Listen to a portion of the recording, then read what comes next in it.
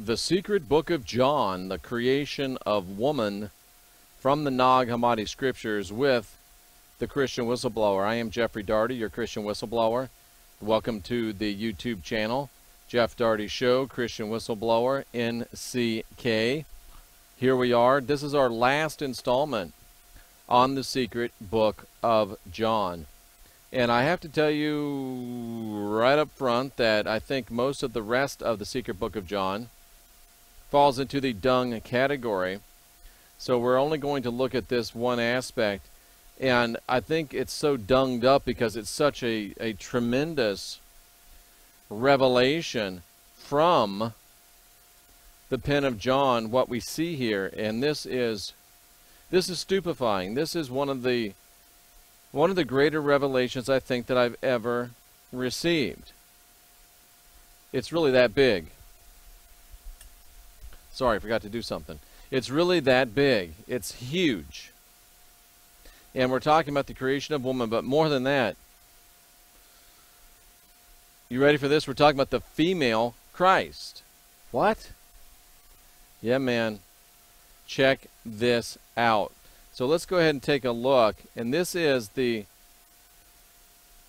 last part of the Secret Book of John we're going to look at. So Sophia, our sister, came down. Now remember, Sophia is wisdom. Wisdom personified. And remember, Sophia messed up by creating Yaldabaoth, a.k.a. Yahweh, the Lord, Marduk, Jehovah, rat bastard.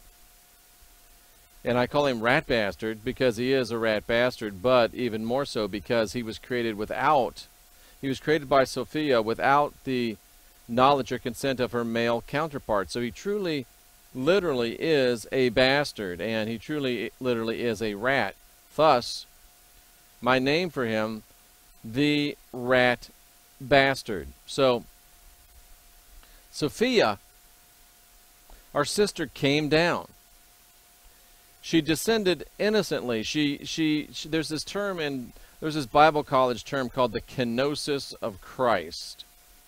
And the kenosis of Christ means that he emptied himself of divinity to come down and become a man. Now that's true and it's not true. When the Word became flesh, talked about in John chapter 1 verse 1, there was some kenosis that was involved, some setting aside, but yet most of that divinity was retained because he could appear and disappear.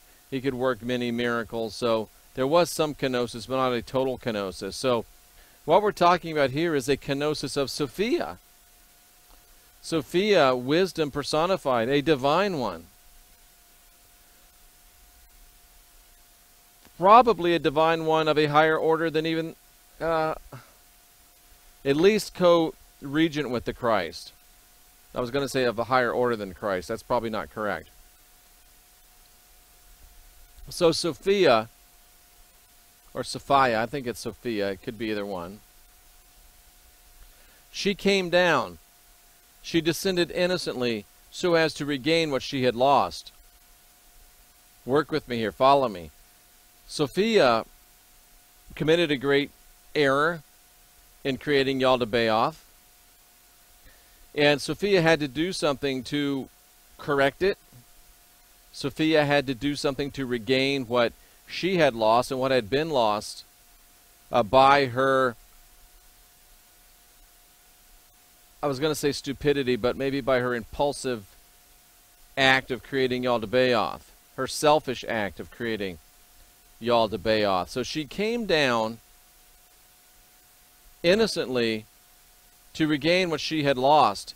And therefore, because she came down, because she descended, because she came to regain what she had lost, she was called life, the mother of all living.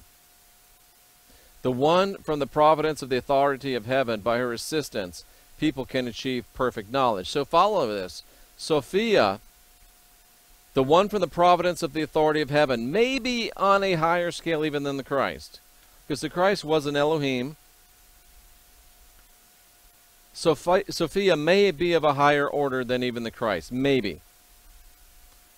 It's possible, but let's say they're of equal order. So she came, descended to regain what was lost, and she was called life, the mother of the living. Let me show you something.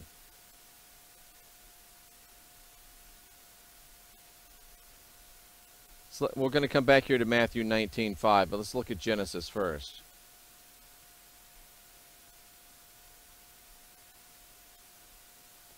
Genesis 3:20 is what we're going to look at.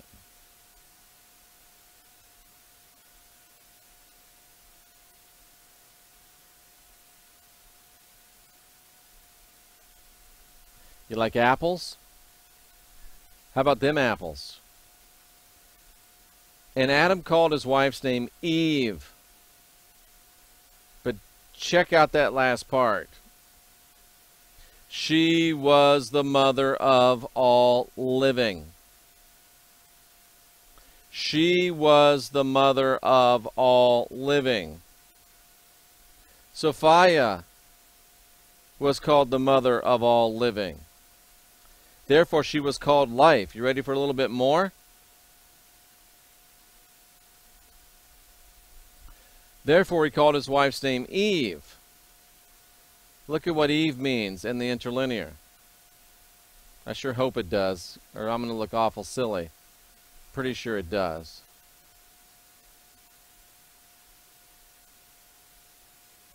What does Eve mean? Life. Eve means life. Eve means life.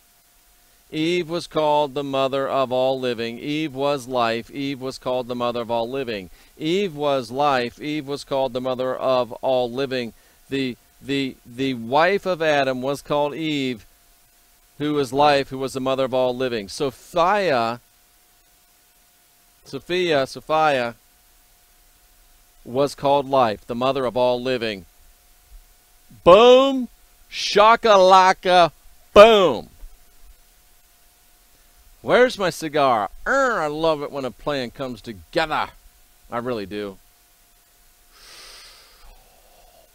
This is like a huge revelation, man. This is big, big, big, big, big, big, big stuff, and it just makes perfect sense. What we have here is the descent of the first Christ. The descent of the first Christ. We have the goddess Sophia, the kenosis of Sophia, the goddess Sophia coming down, descending innocently in order to regain what she had lost, becoming the woman Eve.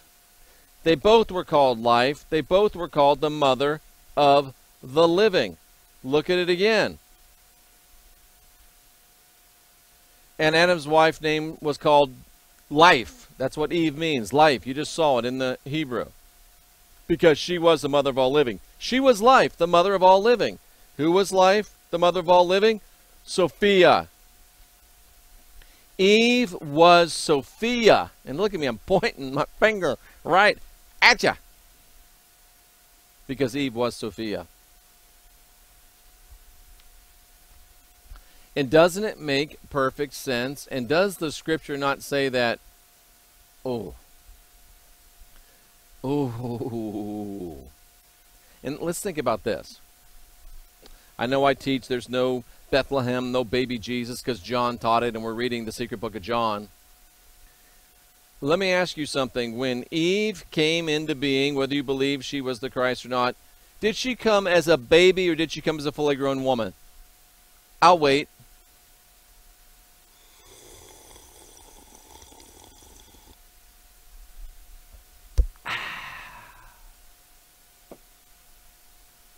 She came as a fully grown woman, didn't she? So when the male version of the Christ came, some 6,000 years later, most would reckon, some 4,000 years later, some would reckon, John said he came as a full-grown child. Paul said he came as a baby. With what you know now from Scripture, which one do you think is true? I'll wait.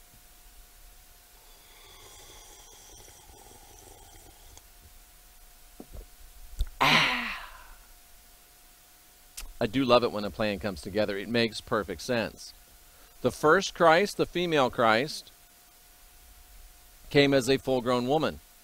The second Christ, the male Christ, came as a full-grown man. The first Christ came as a woman named Eve, who was called Life, the mother of all living. Just like Genesis says, she was Life, the mother of all living. And she came from heaven itself, and by her assistance, we can achieve perfect knowledge. We can achieve perfect knowledge. We can know. And, oh, you think I was done? No, no, no, no, no. Check this out. What was it? Matthew? Maybe if I just do this, it'll go right back to it. What do you think? Let's see. Matthew 5:9. Oh, there it is. Bam. So here's the Christ, the second Christ, the male Christ. Stay with me. The Christ answered and said, have you not read from the beginning that the Creator made them male and female? Who? Well, Adam and Eve, right? Us, made them male and female.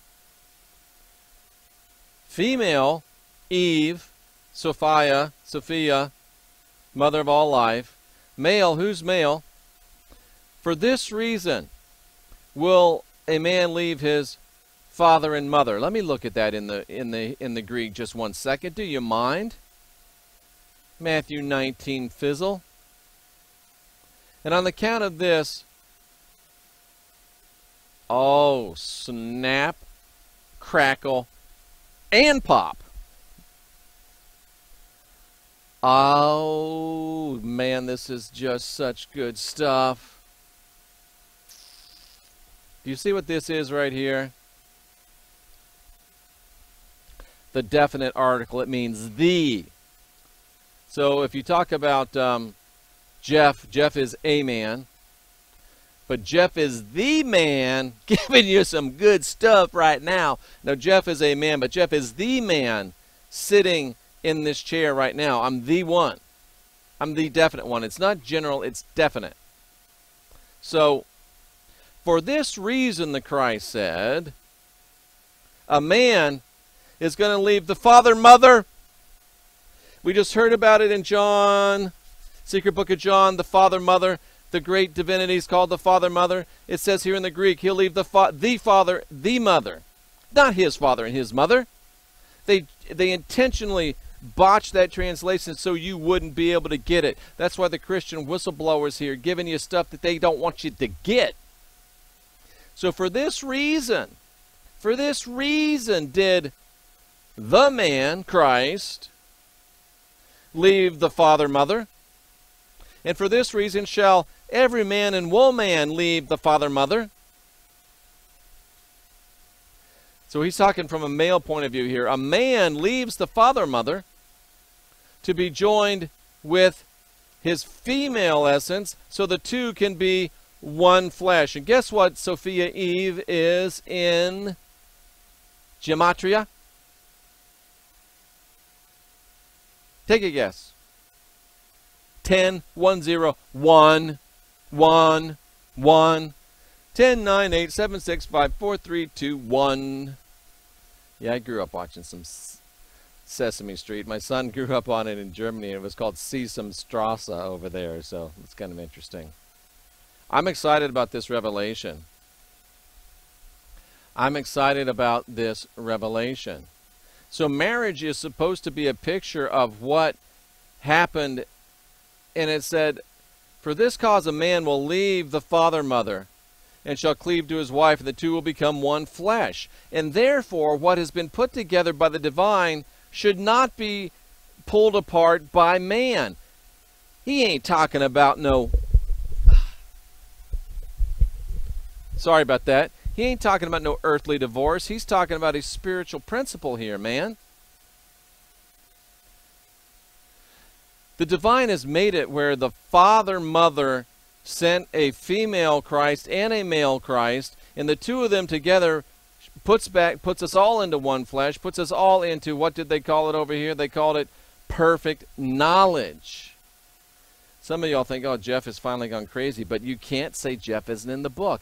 This is what the Bible's telling us. And you know what? It gets even better. So let's go back here and look at some of these, what they're called parallel passages. You see, I didn't just pull this out of my, swamp gas from Uranus. I pulled this from Genesis 2:24. For this reason, a man shall leave the father and mother, be joined to his wife. That's prophecy, isn't it? One day a man is going to leave the father and mother and be joined to the wife, Sophia, who was the first Christ. Oh, snap, crackle, and pop again. They're no longer two, but one. Therefore, what the Elohim, what the inexpressible ones have joined together, don't let man separate. See, that's what one of the great sins of the Christian religion is, that they have separated. Nanu, nanu. More League Project. They have separated what God has joined. They tried to pull the Christ out, the male Christ, and then turn him into plastic Jesus. They tried to completely confuse you and not even let you know that there was a female Christ. Oh my. And when we get this, when we realize this, we come into, what did they say? We come into perfect knowledge, and perfect knowledge lets us know that we come into complete knowledge of who we are and what we are by understanding this revelation of the two Christs, the female Christ and the male Christ. And think about it, there had to be a female Christ just as there is a male Christ. There's no balance to say we're just going to send a male Christ. There had to be a female Christ as well. It makes perfect sense. If you have any spiritual understanding about yourself, you'll understand the necessity of a female Christ as well as a male Christ. You'll understand the necessity of balance. You'll understand the necessity of spiritual yin and yang. You'll understand it. Or you won't. And that's okay. I'm not here to make you drink. I'm not here to make you think. I'm just here to lead you to the water. I'm just here to lead you to the objective knowledge. And it's up to you what you want to do. I used to get silly and say, what you going to do? Now that like Hulk Hogan, what you going to do now that the truth of the gospel is busting out all over you, brother?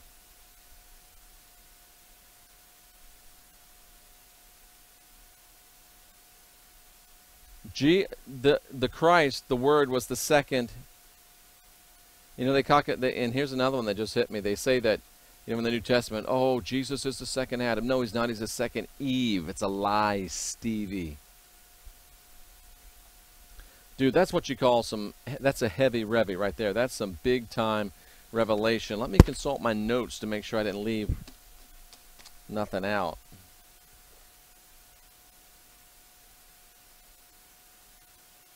She came down. Plastic Jesus, this is a good one. Plastic Jesus was created to hide the avatar of Sophia Eve. Plastic Jesus hides the avatar of Sophia Eve. So ladies, there's a female Christ just like there was a male Christ. And it's by understanding both of them that we really come into full knowledge and oneness of purpose. Sophia Eve in gematria is 1. It actually adds up to 10. It's 9, 2, and 8. 11 and 8 is 19. 9 and 1 is 10. 1 and 0 is 1. And it's 1 from 2. It's 1 from 2 because it's Sophia and the Word. Dude, how awesome is that? The Christ is the manifested Word, the Word made flesh. And Sophia was the wisdom made flesh. And think about it, if you have all wisdom, but no word, if you can't express it, what use are you? Conversely, if you have all words, but no wisdom, oh, we all know what that is. It's called Christianity.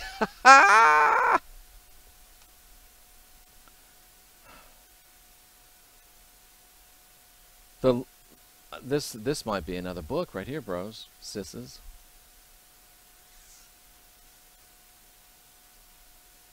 The Word made flesh, the wisdom made flesh. Wow. I feel a episode of Coast to Coast AM coming on. And what God has joined together, what the divine has joined together, let not man separate. And that's what man's been trying to do ever since it happened, is separate it in our minds. There had to be a female Christ to create balance. Adam and Eve, did they come as babies? Nope.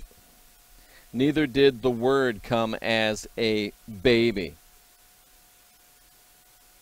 Wow, talk about going out with a boom.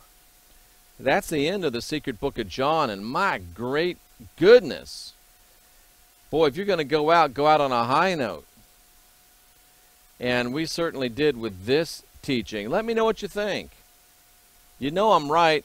You don't like to know I'm right, but you know I'm right, because, man, that's some powerful stuff. The first Christ, the female Christ, wisdom personified. You know, wisdom comes personified, so we get that. We get the wisdom. And then the Word comes, oh, snap. Then the Word comes personified, so we can express the wisdom that we knew from the wisdom being manifested. The wisdom gets manifested physically. We get it, and then the Word comes and gets manifested physically, so we can, boom, put it out. Ooh, whoo! I feel like doing a little white boy dance over that one. That was good stuff. I'm Jeffrey Daugherty, the Christian Whistleblower. This is what it looks like when you unwind your mind. This is what it looks like when you unindoctrinate yourself.